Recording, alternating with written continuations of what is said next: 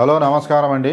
నేను డాక్టర్ రమణ్ రాజు, ఎండి Ayurveda panchakarma specialist, మెడి9 Ayurveda hospital. ఈ చాలామంది మనం ఆయుర్వేద డాక్టర్ దగ్గరికి వచ్చినప్పుడు చాలామంది పేషెంట్స్ అంటుంటారు, నాది వాత ప్రకృత, పిత్త ప్రకృత, కఫ ప్రకృత, మరి ఈ మూడు బ్యాలెన్స్గా ఉంటే ఆరోగ్యంగా ఉంటారా అని. తప్పకుండా అండి. ముఖ్యంగా ట్రీట్మెంట్లో చేసేది కూడా అదే. ఈ వాత, పిత్త, కఫ ఈ మూడు సమానంగా ఉంటే ఆరోగ్యంగా ఉంటారు. ఆయుర్వేదంలో కూడా చెప్పేది అదే.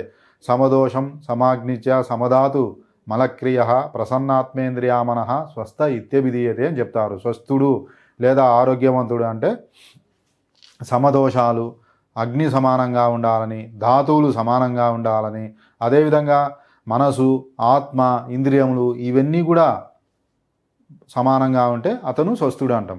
అంతేగాని మనసు బాగాలేకుండా, ఆత్మ బాగాలేకుండా, మన పంచేంద్రియాలు సరిగా లేకుండా ఊరికే శారీరక స్వస్థత అంటే అది ఉపయోగం లేదు. శారీరక స్వస్థం ఉండాలి, మానసిక స్వస్థంగా ఉండాలి. అప్పుడే అతన్ని స్వాస్థ్యుడు అని చెప్పడం జరుగుతుంది. మరి ఈ వాత పిత్త కఫాలను సమానం చేయడమే మన ట్రీట్మెంట్ అంటే కూడా. ఇప్పుడు వాత లక్షణాలు ఎక్కువ ఉన్నాయి, అప్పుడు వాతాన్ని తగ్గించి మనం పిత్త కఫానికి లెవెల్కి తీసుకురావాలి. సపోజ్ ఇప్పుడు మనం ఇంతకుముందే చాలా వీడియోస్లో చెప్పినాం.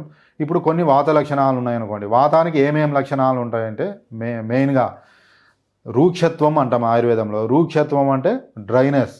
మన శరీరంలో వాతం పెరిగితే డ్రైనెస్ పెరుగుతుంది. అంటే మనకు చర్మం అనేది చాలామందికి డ్రైనెస్ వస్తుంది. అదేవిధంగా మొహం కూడా డ్రైనెస్ అవుతుంది. కొంతమందికి రక్తనాళాలు కూడా డ్రైనెస్ కావటం ద్వారా, ఆ రక్తనాళాల్లో డ్రైనెస్ ఏర్పడటం ద్వారా కూడా మనకేమవుతుంది, నునుపు ధనం తగ్గటం ద్వారా ఈ రక్త కణాలు అక్కడ చేరి రక్తగడ్డ కట్టడం అలాంటి సమస్యలు రావచ్చు. అదేవిధంగా మనకు జీర్ణ వ్యవస్థలో డ్రైనెస్ పెరగటం ద్వారా మనకు కాన్స్టిపేషన్ రావచ్చు. ఇలా వాతానికి రూక్షత్వం ఒకటి. నెక్స్ట్ లఘుత్వం అంటాం. లఘుత్వం అంటే తేలికదనం. ఈ వాతం ధనం ఎక్కువ పెరిగే కొద్దీ చాలామందికి ఏంటంటే వెయిట్ లాస్ అనేది అవుతుంది. ఈ వెయిట్ లాస్ ఎక్కువ అవుతున్నారంటే అది వాత లక్షణం. కొంతమంది ఎంత తిన్నా కూడా వెయిట్ పెరగరు. ఇంకా మనకు శీతలత్వం అంటే చలి. మనం శరీరం కొంతమందికి పట్టుకుంటే చల్లగా ఉంటుంది.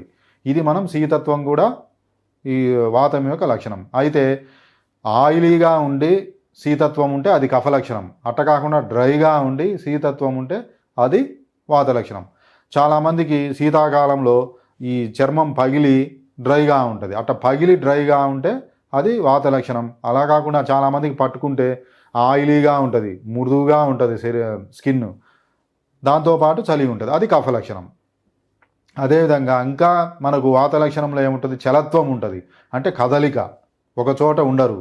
ఇవన్నీ కూడా వాత లక్షణం. వాత లక్షణం అంటే ఏంది, ఒక చోట పేషెంట్లను చూస్తుంటాం, పిల్లలను కూడా ఒక చోట ఉండరు, పరిగెత్తుంటారు, ఒక చెయ్యి ఊరుకుండదు. అదేవిధంగా కొంతమంది ఊరిక వాగుతుంటారు, నోరు ఊరుకుండదు. ఇవన్నీ కూడా వాత లక్షణాలే. ఇంకా మన కాలు చెయ్యి కొట్టుకోవటం, ఇప్పుడు కొన్ని నరాలకు సంబంధించిన వ్యాధుల్లో కూడా కాలు కొట్టుకోవడం, చెయ్యి కొట్టుకోవడం, కాలు ఊరికే ఊపుతుంటారు చాలామంది. ఇవన్నీ కూడా వాత లక్షణాలు. ఇవైతే ఏ పేషెంట్లో మనం ఈ వాత లక్షణాలు చూస్తామో వీటికి వ్యతిరేకమైనటువంటి ట్రీట్మెంట్ ఇవ్వటం జరుగుతుంది. ఇప్పుడు కొట్టుకుంటుంటారు, కాలు చెయ్యి ఊంచుతుంటారు, దీనికి మనకేంది వాత లక్షణం. దీనికి వ్యతిరేకంగా మనకేమవుతుంది కఫ లక్షణం. వాతానికి వ్యతిరేక లక్షణం కఫ లక్షణం. కఫంలో ఏం చేస్తాం, ఈ వాతాన్ని తగ్గించే చలగుణం తగ్గి స్థిరగుణం పెరిగే మందులు ఉంటాయి. ఆ స్థిరగుణం అంటే మనం ఏదైతే ఆయిలీ బేస్ ఉంటుందో, ఆయిల్ లాగా ఉంటుందో అవి మనం లోపలికి ఇవ్వాలి. ఆ క్షీరబల క్యాప్సల్స్ అని, ధన్వంతరం అని ఇవన్నీ కూడా ఇస్తాం. ఇవన్నీ కూడా మనం ఆ చలగుణాన్ని తగ్గిస్తాయి.